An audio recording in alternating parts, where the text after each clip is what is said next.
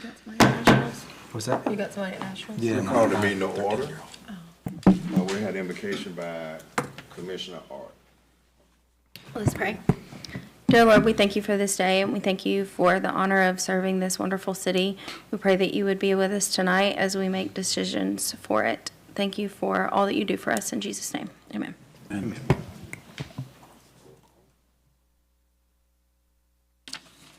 Commissioner Mashall, Here. Commissioner Thorne, Here. Commissioner Arndt, Here. Commissioner Max, Here. Commissioner Jordan, Here. Commissioner Hawkins, Here. Commissioner Skeen, Here. Commissioner Newsom. Everyone had opportunity to review the minutes? Is there a motion to approve the minutes? There was an issue with the minutes. I was not here last week, as everyone pointed out upon my arrival. And I think in item number 1, PL 1947, it says, I made the motion to recommend approval. I actually meant to email you that, and I forgot.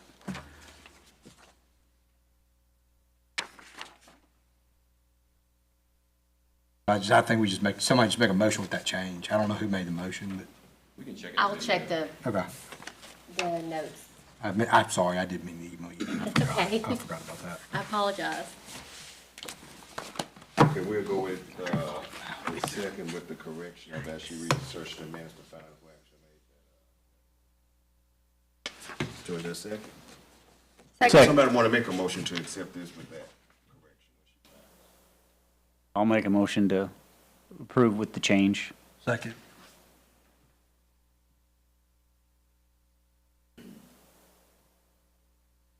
Commissioner Thorne, Aye. Commissioner Jordan, Abstain. Commissioner Arndt, Aye. Commissioner Max, Aye. Commissioner Mashall, Aye. Commissioner Skeen. I wasn't here either, so I'll abstain. I didn't get a clap. All right, motion passes. Our first item is PL 1953, first revision of Lot 1 Regional Commerce Park Subdivision. Final plat approval. Wait a minute. No, we're gonna do PLA 1954, 2559 Hadlie Cove. Request for a fence variance to encroach into the required setback. It says the property is located on the north side of Brayden, west of Hadlie Cove.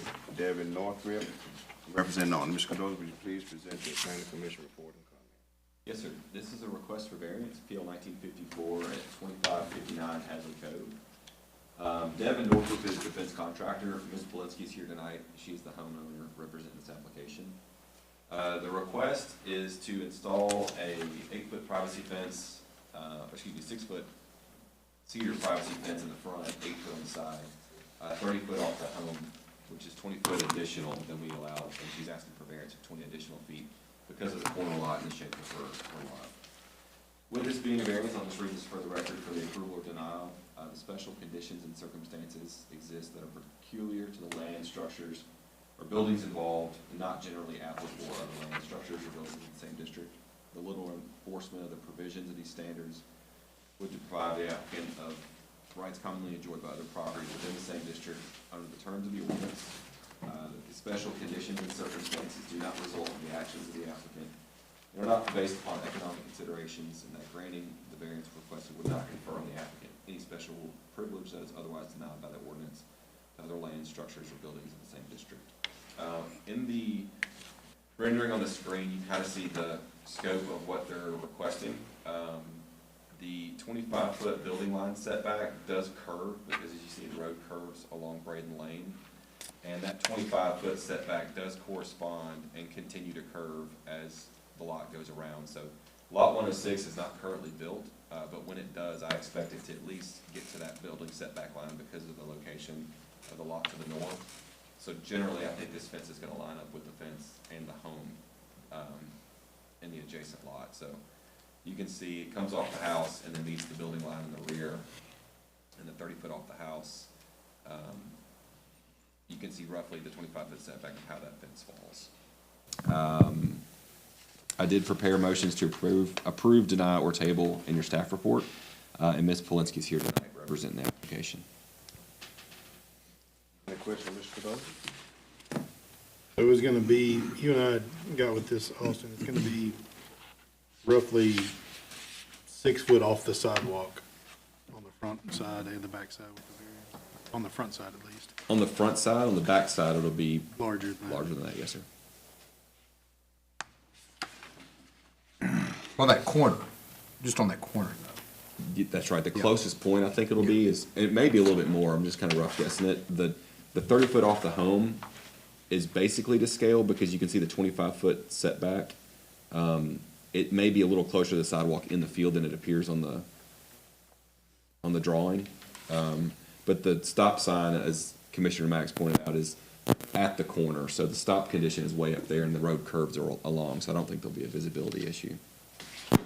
So the variance is really just extending past that 25-foot setback? Yes, sir. Just coming that extra 20 foot off what we allow is the 10.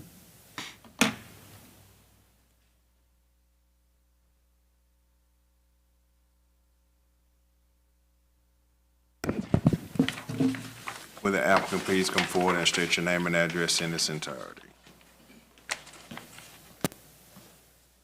Buffy Polinsky, 2559 Hadlie Cove.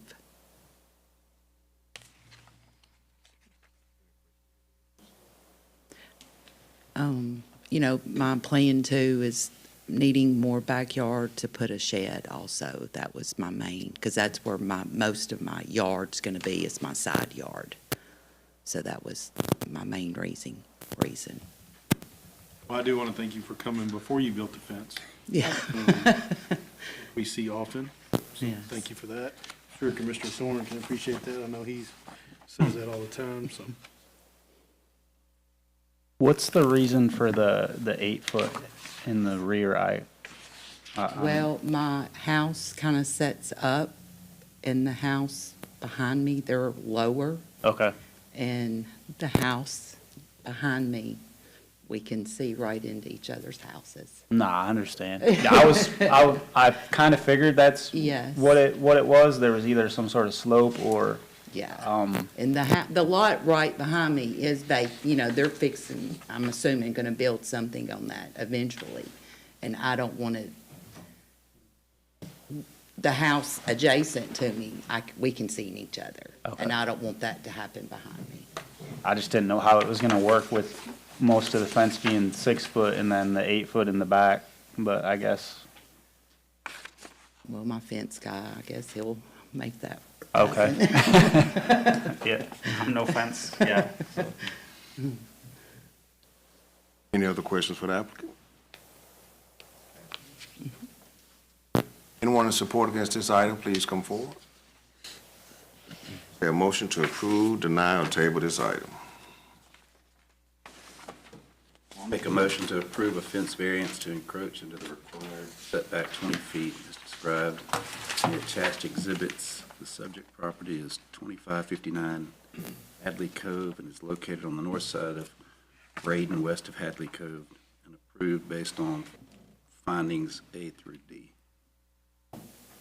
Second. Commissioner Thorne, Aye. Commissioner Devin, Aye. Commissioner Art, Aye. Commissioner Max, Aye. Commissioner Mashal, Aye. Commissioner Skeen.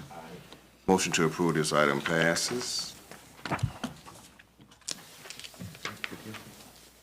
Next item is PL 1953, first revision of Lot 1, Regional Commerce Park Subdivision.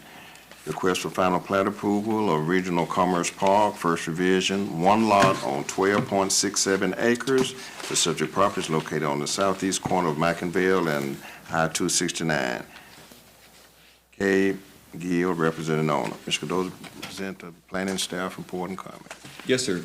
This is the request for first revision of Lot 1, Regional Commerce Park. Greg Smith with Civil Links here tonight representing the application.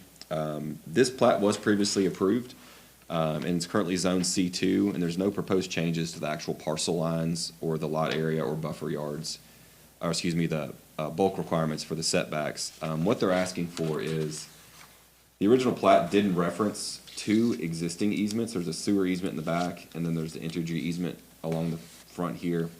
And then the new easement they're proposing is a proposed sewer easement that comes all the way out, because a lift station was needed, to pump this gravity sewer out. They're tapping into a force main, and they had to install a public, lift station that's gonna serve all the lots of the development, and it wasn't located within a utility easement, meaning we couldn't maintain it going forward, so they've added that easement to the plat. But there's no proposed changes to the actual parcel lines, and Tractor Supply is currently under construction. So this is the lot of Tractor Supply. As I mentioned, Greg is here representing the application, and I did provide a proposed motion, which included all of the original conditions of approval from our first go-round. This is just adding those easements, as I mentioned. And I'm available if you got any questions. Does any of these new changes interfere with the development of Tractor Supply building? No, sir, the building's outside the easements. The main thing was this sewer easement that's here, that we get that lift station located within a public utility easement.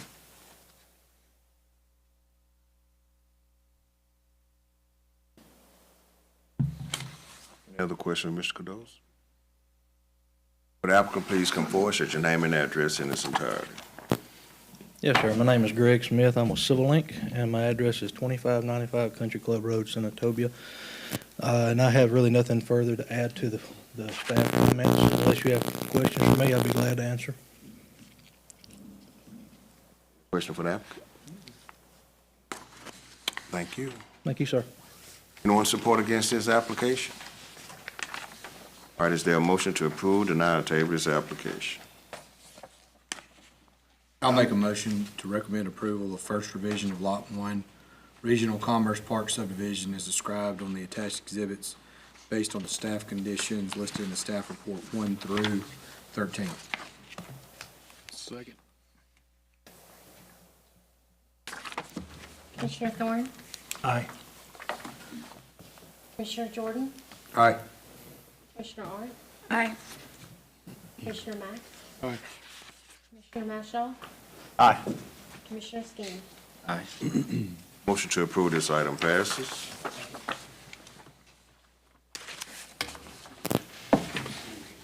Next item is PL 1956, Seymore Residential Subdivision Preliminary.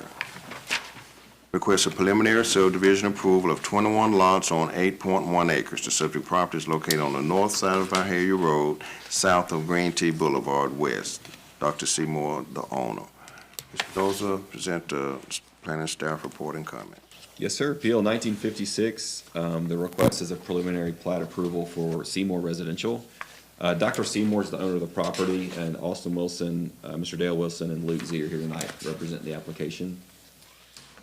In the vicinity, this has been in front of y'all a couple of different times for various reasons. The first of which was a final plat application for the corner lot zoned office. It's soon to be under construction for the Southern Pediatric Therapy's new medical office. Last month, we had a preliminary approval for some additional office lots, and extending the road back to the limits of that office zoning. It stopped there, and that was approved by the board. Tonight's request is the property behind, which I think you guys had a few questions about at the last meeting. And the proposal is a cul-de-sac road, one new road, 21 lots on the 8.1 acres. The zoning is R6, meaning the minimum lot size is 6,000, and R6 does allow for attached single-family, like a townhome type development, and zero lot line. The applicant's proposing larger lots than that. A traditional single-family home is the proposal, and also a 26-foot wide road because of this non-connecting street in the rear, and curb and gutter cross-section, of course. The setbacks in R6, the proposed development meets or exceeds all the side, front, and rear setbacks. And the applicant has provided a narrative of their proposed architectural standards and minimum home sizes. And with this being a preliminary subdivision, if there's a recommendation for approval tonight, I would suggest making that contingent so that when we move forward and it comes back at one time for a final plat, these will be incorporated into the covenants. And so basically what you're seeing tonight, if it's a condition for approval, that would be our catch of catching it again at final plat.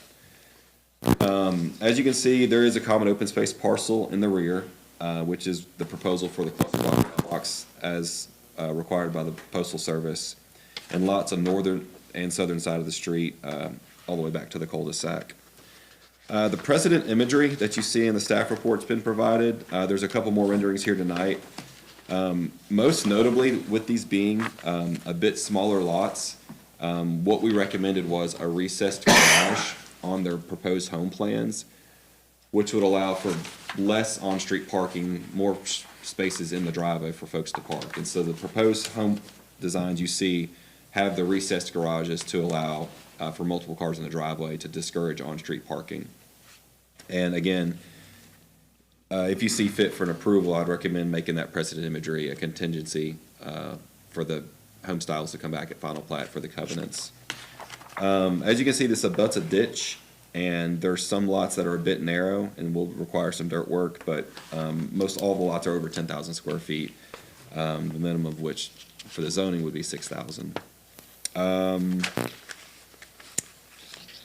There is a parcel, you can see it on the plat here, labeled May, so there's no possible connection to Green T Lake for another outlet, but the road width and the single connection has been approved by the fire department. It is less than the 30 lots, and it does meet all the fire requirements for hydrants. And so we did have a preliminary meeting with the fire department to make sure that they've approved. They've proposed a buffer yard as the two other common open spaces between the commercial and the office, or excuse me, the office and the residential. And that would be incorporated into the group maintenance of the HOA for the maintenance of that landscape screen between the two parcels. I think that's it. As I mentioned, the Wilsons are here tonight, and Luke C's here representing the application, and I'm available if you got any questions. Yeah, I'm glad you said that with the fire code. That was one of my questions with the, because I know that's come up before, is the access and ingress, you know, how many homes you have. Is that 30? Is that generally what it is? 30 is the max. You can go above 30 if you sprinkle the homes, but it's, I think they try to stay less than that.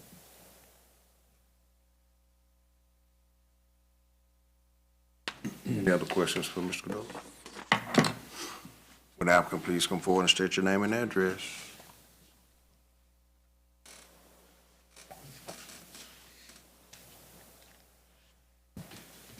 Hey, my name is Luke Zay, 7960 Byhalia Road.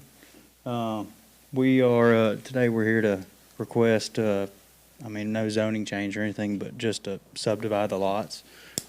We did have a pre-con meeting with the fire chief and mayor and stuff like that, and it's basically just a very small,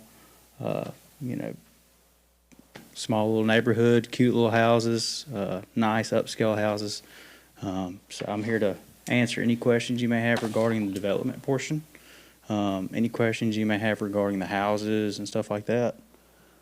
Austin is here to answer any questions you may have for that.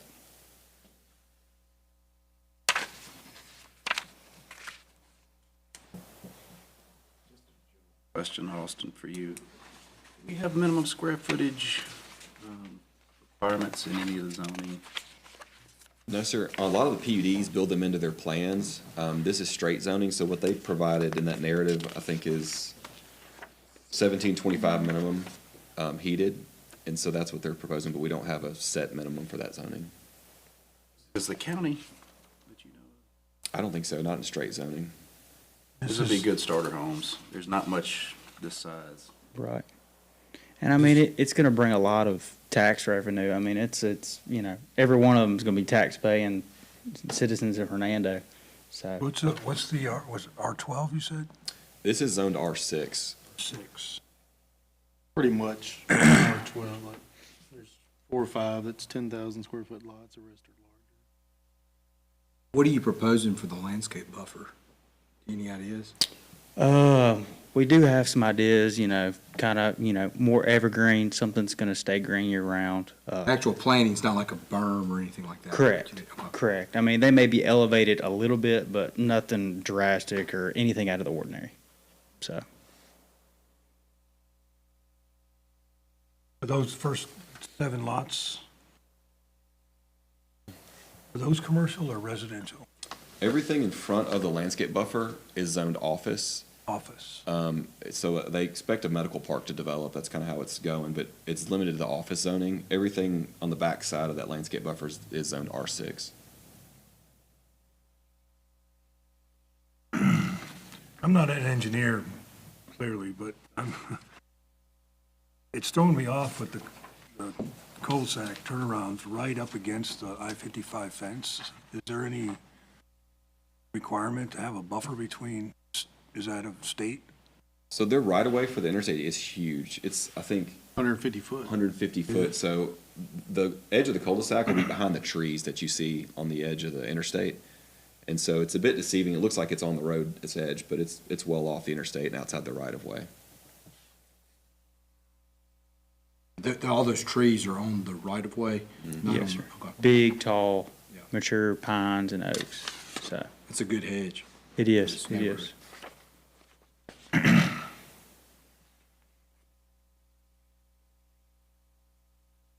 My concern was the sheer number of homes already in Hernando for sale, approved in neighborhoods, and it's just, here's 21 more.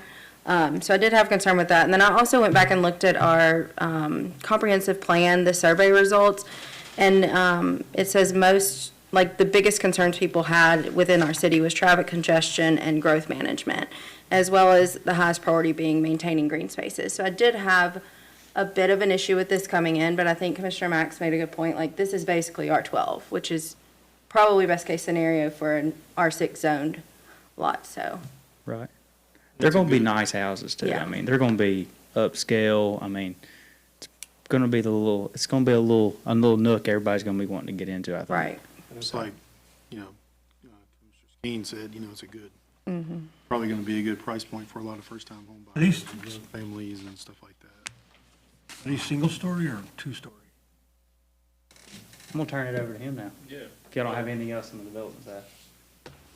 They're gonna be two-story homes. I have some. I don't know if you got it or not.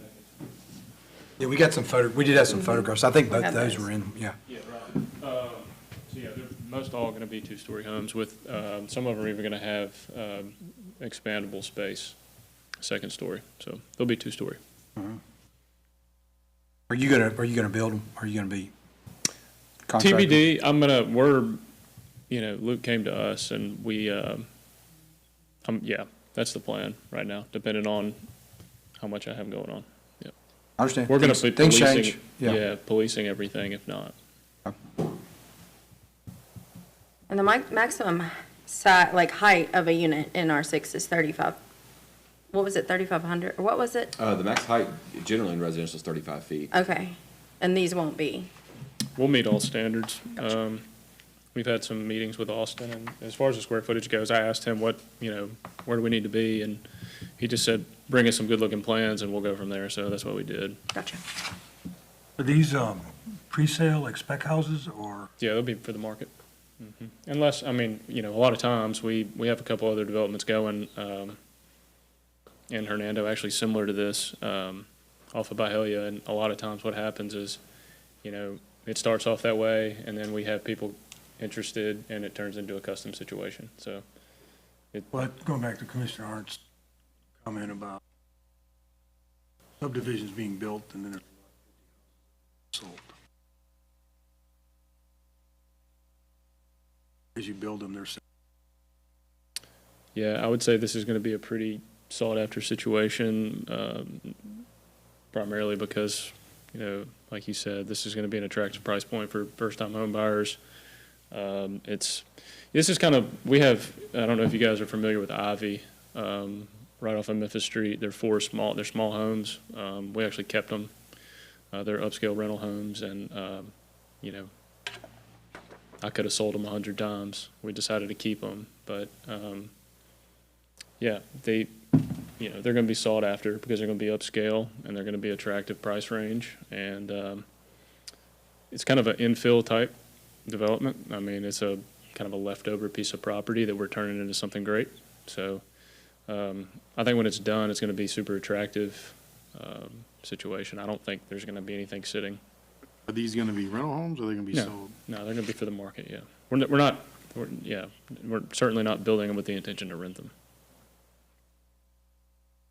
Is it only going to be houses? Because I heard you mentioned that it could be condos or something, right? Is So the zoning does allow R6, but what they're presenting is all single-family homes. there a way to possibly remove any sort of condo? That way, if they do sit for a while and they decide later on that, hey, we could put some condos here and fill them in?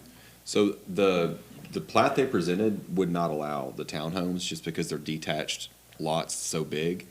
You can only have one dwelling on the lot, so. That's not our intention. We wouldn't have laid it out this way. They're single-family residential lots. I think, Austin, you recommended we, with any proposal, we include the narrative. Include his proposal as a His contingency. proposed narrative, which says it's for single-family residential lots. Yes. So I think that would. Okay. I think that would, it's not Yeah. a PUD, obviously, That's but that right. would protect us, I think.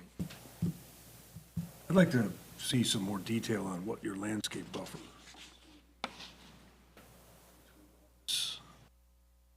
Sure. I've talked with Luke a little bit about that. We've talked about some really tall, just for height reasons, getting some big arborvitae, evergreen trees and just lining them up. We're open to suggestion for sure, but Luke, you want to speak to that? Well, Austin, isn't that go back to the greenery, percentage of greenery to go back subdivision, The tree mitigation will, tree mitigation? and that's probably, there's not that much tree cover. It's along the ditch some. And I'm assuming there'll be landscaping in each of the homes too for a tree, but the actual buffer, if you want to condition that on arborvitae or something evergreen, we can include that in the motion. That's all I was thinking. What are we putting on the landscape? Because you can put hollies there. And they go through. No, we're gonna be intentional about creating a space a dividing space between residential and office. Yeah, we would not, we'll be intentional about that for sure, because no homeowner's gonna want to be right up against the office space.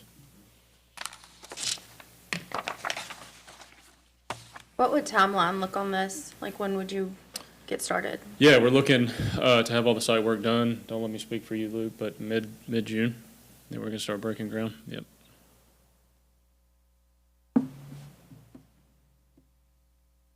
Breaking ground on the homes. Gotcha. Site work and everything will be done by then. Gotcha. I would just add a contingency in there that landscape buffer is 15 feet at least. It's proposed in there 15 already, I think. Yeah, On the so, width. The width, yeah. so we'll probably have at least a 15-foot buffer. And I'm a licensed landscape contractor also, so I've done a bunch of these. Usually we staircase some green giant arborvitae, and we mix in a couple of smaller filler plants in between. Really dress it up, gives it a little bit of depth, a little bit of height, a little bit of color, something that's you're gonna have some plants that are gonna, have color year round. It's gonna stay full, it'll be a very attractive buffer. I mean, as attractive as any landscape buffer that you would expect to see if you type it in on Google or something like that. But we're looking for some height, obviously, and there'll be some smaller filler plants. But we're gonna staircase and we're gonna make it look nice. So, You'll have an HOA, I guess, to maintain that? Okay. yes, sir. Okay, sometimes we have that in our preliminary plat, I think. That'll have to come in the final plat? They'll have covenants and the HOA have to be formed based off those covenants and Okay. final. Based on what we approve with the proposed residential lots. Right. Narrative, okay. What's being built first, the residential or the houses? Or the offices, my bad. Well, they've already got a permit pulled on the physical First one. therapy, so. The site work will be kind of happening concurrently on both. Yeah. So, like when all the office site work begins, as will the residential. So the site work will be done all at once, and then depending on the absorption of the office lots, you know.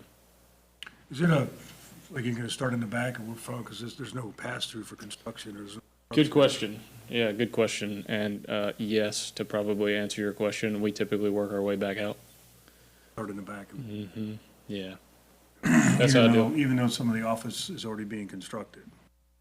Yeah, we'll probably start back at the cul-de-sac and work this way. And there's no plans to connect that over to Green T West? No, sir.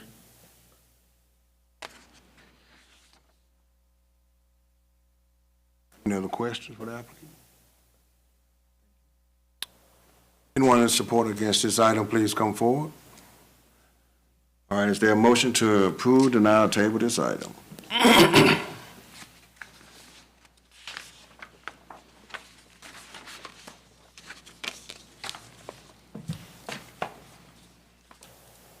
I'll make a motion to approve, because the proposal is in general keeping with the development in the area. I propose a motion to approve the preliminary plat approval for the Seymore residential subdivision located on the north side of Byhalia Road, south of Green T Blvd West, contingent upon the final plat,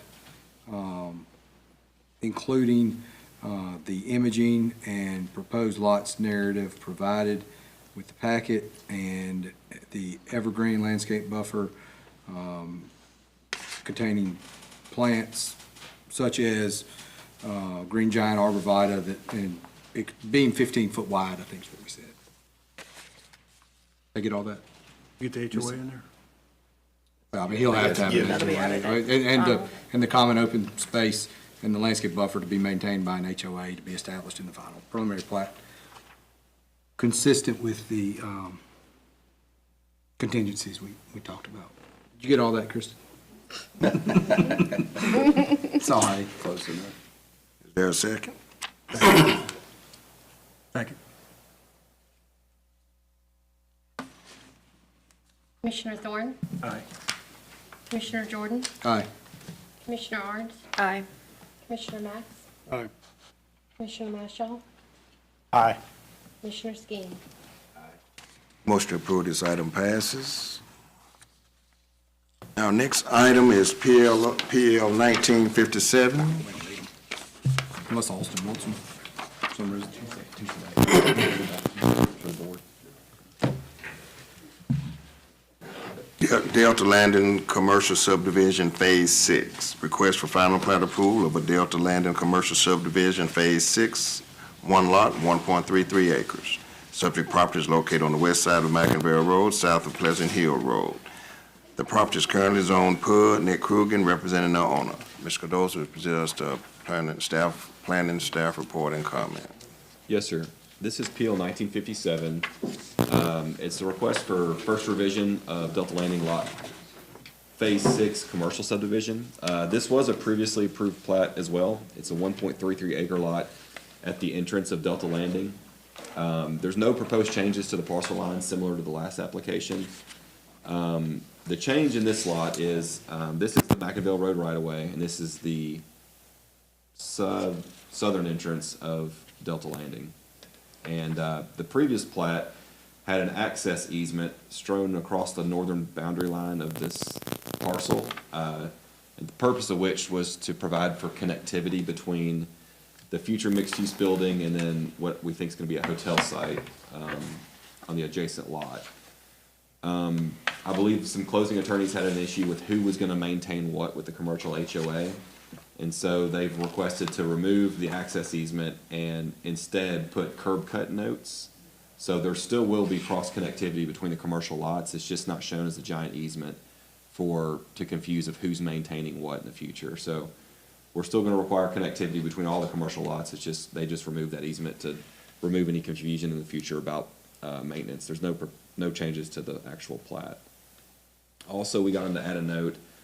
There is a pretty substantial fence and landscape plate along McIngvale Road that is going to be maintained by the HOA or the commercial HOA. So we put a note on the plat basically saying that. So there's no confusion on that in the future either. Johnny McBride's here tonight representing this application. And I did provide a proposed motion that includes all the existing conditions from the last time you saw this application. So available if you got any questions.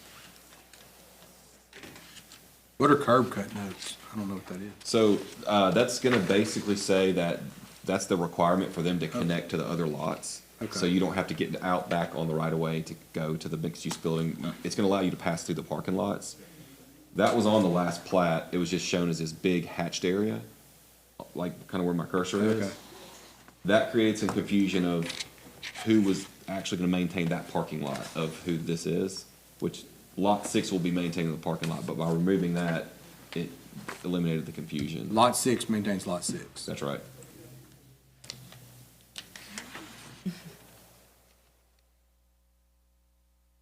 So if a hotel goes on that lot, the hotel maintains the lot.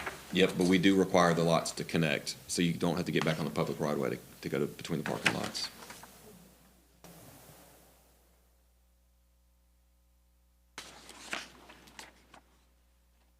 Kind of a small technicality, but it kind of means a lot when these building permits come in later and they don't want to connect. That fence note you mentioned, that's number 9 on the notes. Yes.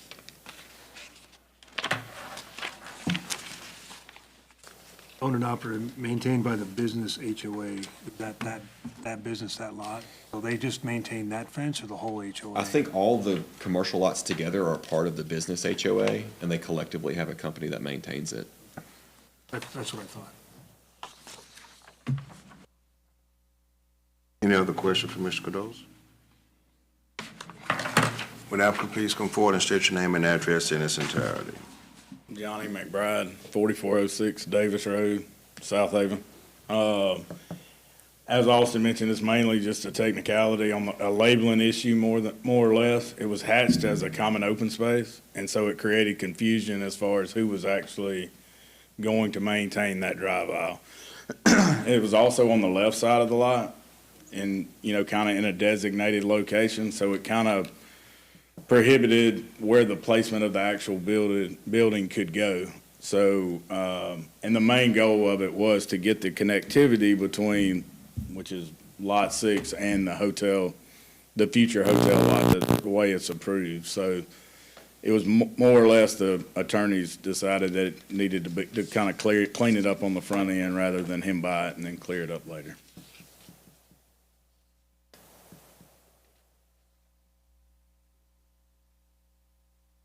Thank y'all. A motion to approve, deny, or table this item?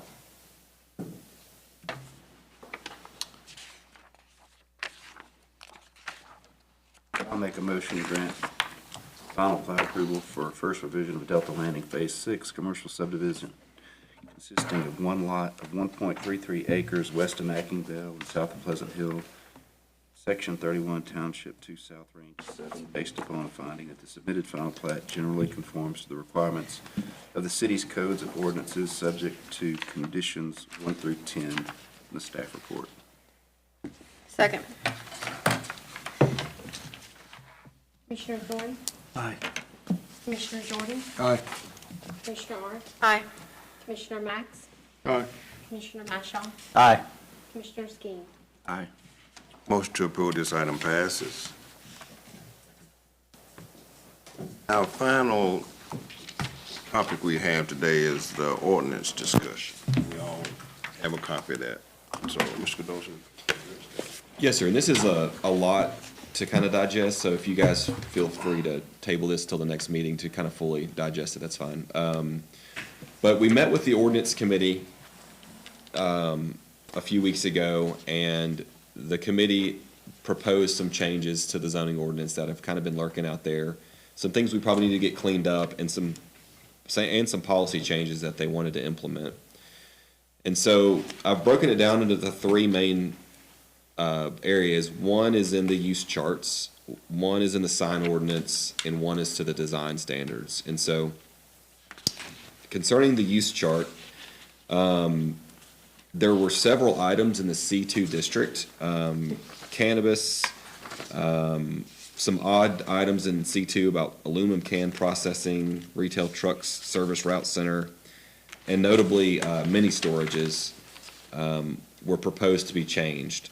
And so in addition, they wanted me to add a definition for vape store, which we did, and it's in your staff report there. But in the C2 district, the proposal is to move the cannabis items that are right now by right, move those to conditional use. So if there's a dispensary or anything to do with cannabis, it has to come in front of you for a conditional use.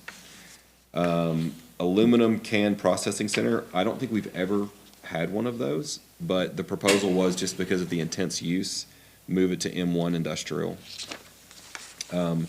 Retail service truck route center is proposed to be moved to conditional use. What that is like a UPS, like on Vaden, that UPS truck center, that's what that is. Not there no more. It's closed, but I don't know if we'll ever see one again, but they propose to move that to conditional use just to screen it with a level of review. It says retail service truck. Is retail, is that like a U-Haul rental also? I think That falls under the that? idea of it is the service truck route center it's the distribution piece of getting it from the distribution to the retail center. I wonder if that should be like more like M1.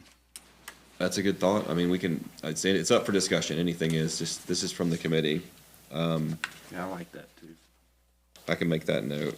Yeah, I'm just trying to wrap my head around, why would it be a conditional use? With all the truck traffic it generated, I think we need some layer of review or moving it to M1 to get it just out of the conversation, because it can be kind of an obnoxious use in the middle of on Commerce, I think. M1. Yeah, I agree, to take it out. Okay. And which that one on Vaden, that's actually M1. It is, yeah. If whatever wanted to go back in there. I know that place was for sale one time. But like if we get like an Amazon or a FedEx little hub kind of like that, I think it fits under M1. Okay, make that note. Also, the cannabis in C2, move that to conditional use. And then the big one was the mini storages on page 6. That shows moving that to M1, which would discourage many, they're mini warehouses, but it's a mini storage pretty heavily. So that was one of the proposals from the committee, is to move that to industrial. That's a good, I like that a lot. Yeah, the office and C3, as I was going through it, those all had cannabis by permitted use, so I included those as well for conversation's sake. And that is it. And then the proposal for a vape store would be a conditional use in C2. On page 9, there's cannabis 7, 8, 9, 7, 8, and 9. Are those not under review for conditional use? So those are already, it's kind of confusing. Back on page 8 is the header. It's just printed weird. Oh, there it is. Yeah, Yeah. last thing on the page. Missed that. So it's already a conditional use, those are. And then the last time we kind of did anything in this zoning ordinance was we moved gas station to conditional use. And so, About to ask that. yeah, it's already a conditional use. Don't regret that decision. I Didn't think, happen soon enough. No. I think that wraps up everything in the use chart. And then in the sign ordinance, this was kind of multifaceted. We had talked about in the committee that on the weekends, businesses have flags and things that, one, we can't police because we're not staffed on the weekends for code enforcement. And two, the policy of the committee was, there are sidewalk sales, there are events on the weekend, it's not this constant permanent nature. Is that a consideration, like a business can have a flag on a weekend? As long as it's Saturday or Sunday, it's okay. So that's one of the proposals that came out of the ordinance. One is sidewalk signs, like the A-frame signs. You see them really often. The reason it's in the ordinance is a lot of the big cities discourage them, because if you're like in downtown Chicago and there's a big sidewalk sign, it prohibits pedestrian access because you can't walk. We don't really have that problem because our businesses put them on their front porches, set back from the right of way. No one's blocking sidewalks, and I don't think everyone kind of has the same idea that it was okay. So they proposed to strike that one completely, just to allow the sidewalk signs, the A-frame signs. And then at the last meeting, when we went through the exercise with Tractor Supply, Exercise. That was a nice word, I think, right? The 1-to-1 ratio that we use on the frontage of a building, you get 1 square feet, it caps at 62.5. But it brought up the question about these larger businesses like Tractor Supply. I expect us to see some big box stores coming. And so one of the proposals is to increase that 1-to-1 ratio up to 124 square feet. So if you're 20 foot wide of a building, you still only get 20 feet, but it's going to give an allowance to someone that's got a big over 100 square foot or 100 linear foot frontage. And the reason I came up with 124 square feet is, one, when you put that on a building like an 11 by 11 on a 124 linear foot building, it looks to scale. And honestly, the Tractor Supply application, when you looked at it visually, that looked to scale, even though it was above our regs. So one of the proposals was to increase that to 124 feet, but still keep the 1-to-1. And then on the design regs, the proposed change here is to get rid of the split face concrete block and EFIS, which is the smooth styrofoam material that goes on the outside of a lot of hotels. Currently, our ordinance allows for EFIS to be a primary design feature, and Commissioner Skeen and I had this conversation with the hotel development. Our regs prohibit it at the pedestrian level, and the interpretation of that is odd. It can be a bunch of different ways. So the committee recommended that we just require brick, board and batten, or wood simulated materials to be 90% of the building. That's just the rule. And then the EFIS, the split face CMU, limestone, or stucco can be a design element, but it's got to be less than 10%. So you can use, a parapet or something like that. It can be less than 10%. We still allow. It's just you have to brick it. Basically, is the prohibition. So the biggest change I see the way things are going is going to be the change to the design regs.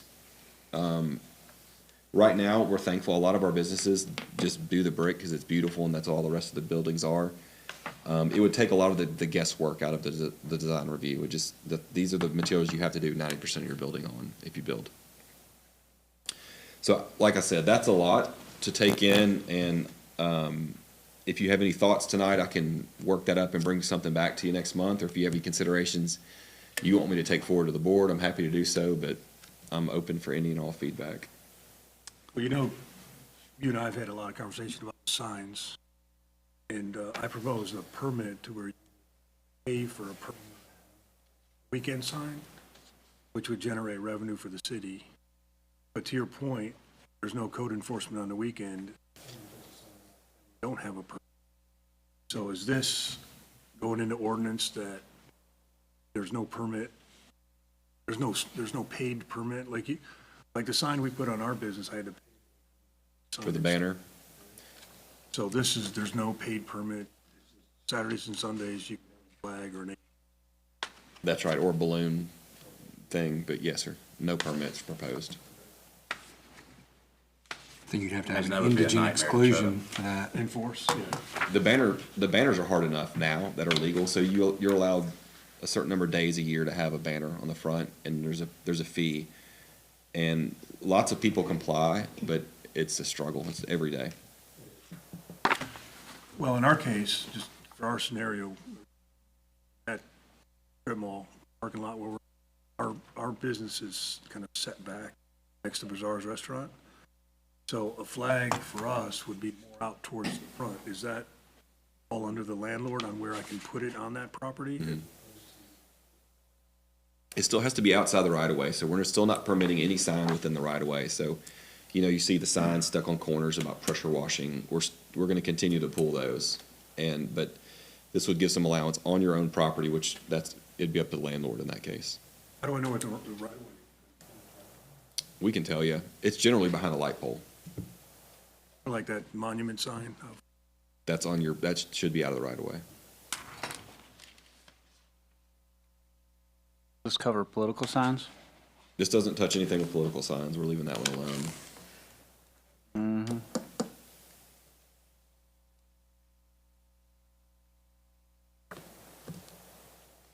yeah, any feedback, and this was a lot, so if you think of anything, I can bring this back to the next meeting. If you think of anything before the next meeting, shoot me an email. I can incorporate it into the talk. And then the goal would be to get this in front of the board in March for full consideration. There's nothing mentioned on here about metal siding, Yeah, I was building gonna- materials. I mean, I know it's in there, because I know we've had to deal with it, like Oh, so Longview Baptist Church and stuff. we, Trustmark Bank. if you go, My first meeting. so we don't allow it, basically. So like in the paragraph underneath, Sorry. where it says the use of flat face, concrete block, mirrored glass, or metal veneer as a predominant material is strictly prohibited, unless you're in industrial or manufacturing. So that's why those variances came in front of you. We just don't allow the metal at all. You suspect any more height variances with hotels and stuff coming? Because last two hotels we've had. No, because I think you guys have done a pretty good job. So the last couple of PUDs that we had come through that included hotels, they built in language to the PUD to allow a height Still bitter. over 35 feet. So there's not much C2 out there left for a hotel. So the C2 is what triggered that variance. It's the max height is 35 feet. All the PUDs we have allow for a taller hotel Well, already. it's the big name brands that come in and our template is a 4-story building. It's X number of feet. Basically trying to leverage that and pressure us to change our. No, that was the, I can't.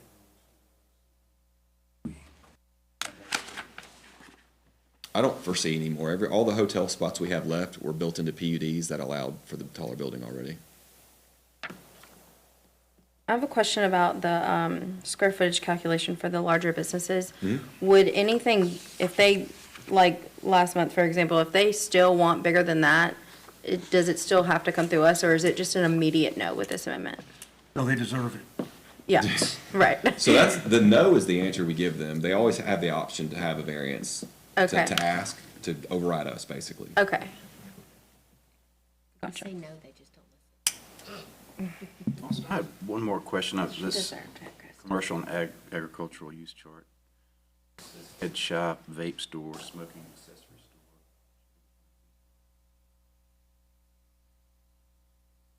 store. 50%. What about all this stuff that's in these convenience stores? Is there anything that prohibits that? I think the state laws changed to really get a lot of that out of there. Oh, they did something about the products, but I don't know about like the pipes and all that stuff. It's just crazy to walk in these places and see all that stuff. Is I agree. there anything, I mean, I would just throw that out there as something to discuss, limiting that somehow. It's not more than 50% of their inventory. Right, That's that's what I gonna be a mean. So this problem, doesn't yeah. catch it, yeah. The state did help us out by getting rid of a lot of the, I'm not exactly sure what changed, but the police department went around the day it changed and told them they've got a certain number of days to get it out, and then it's got to go. But I'll bring it up for discussion. Just paraphernalia, maybe. I think that's the THC products or the whatever, not real THC, but maybe just the stuff that goes along with it. Right, and along with that, the signs in the windows that say like Delta 8 and they're lit up. Maybe ban the fluorescent signs. Yes. The neon signs. Let's do that. Can we add that? So we're very careful. We can't ban what it says, but we can ban the material, so we can consider. And then, so we talked about this when we developed the sign ordinance about an open sign that could be fluorescent. So the way we got around that was we exempted signs that were under a square footage that, I'm even careful of how I say it, like what it advertises, because you can't regulate content at all. What do we do to that, not tattoo parlor, but that by appointment only tattoo? The same thing with the sign in the window. Didn't we have a discussion around? They don't have any sign. Yeah, they're like in an non-lighted office sign? building. I don't think, they agreed to not do any. Y'all had a discussion about the monument sign said you didn't want it to say tattoo. I think that was the big part of the discussion when they. I think it ended up not being included in the motion, though. Right, but that was where the discussion was. I think they voluntarily did it though, because Yeah, we can't regulate the content. that's right. I'd have to check. There was a lot of discussion with it. And I did forget when we approved the amendment to allow mother-in-law wings as a conditional use, we just forgot to put it in the agricultural zone too.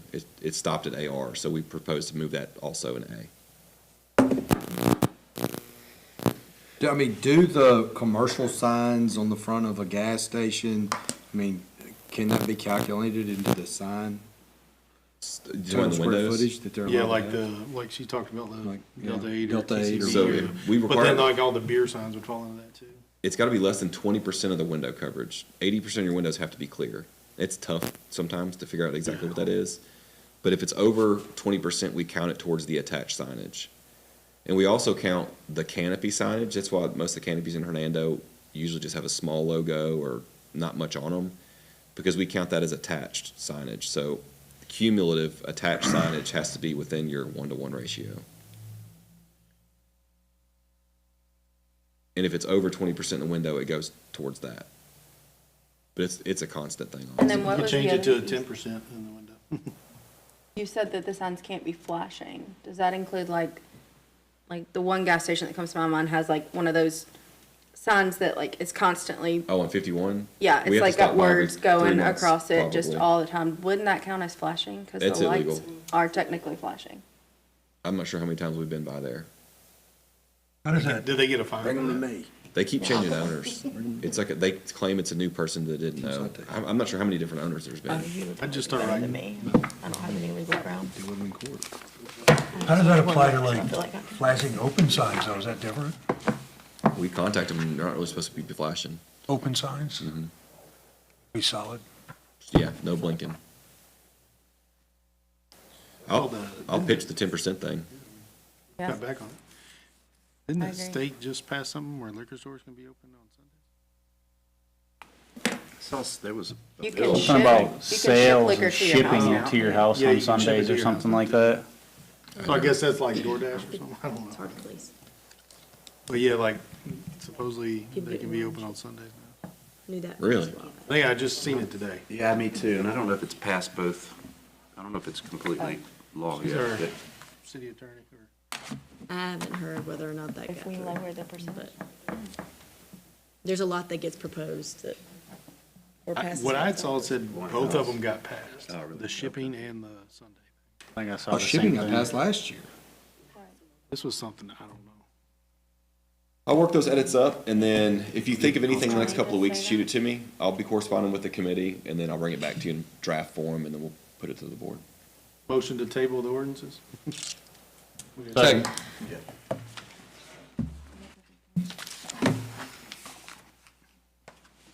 Commissioner Thorne, Aye. Commissioner Jordan, Aye. Commissioner Art, Aye. Commissioner Nass, Aye. Commissioner Mashal, Aye. Commissioner Skeen. aye. Motion to table this item passes. Is there a motion to adjourn? Motion to adjourn. Second. Any update on this one that was supposed to be renovating south of? Seen they put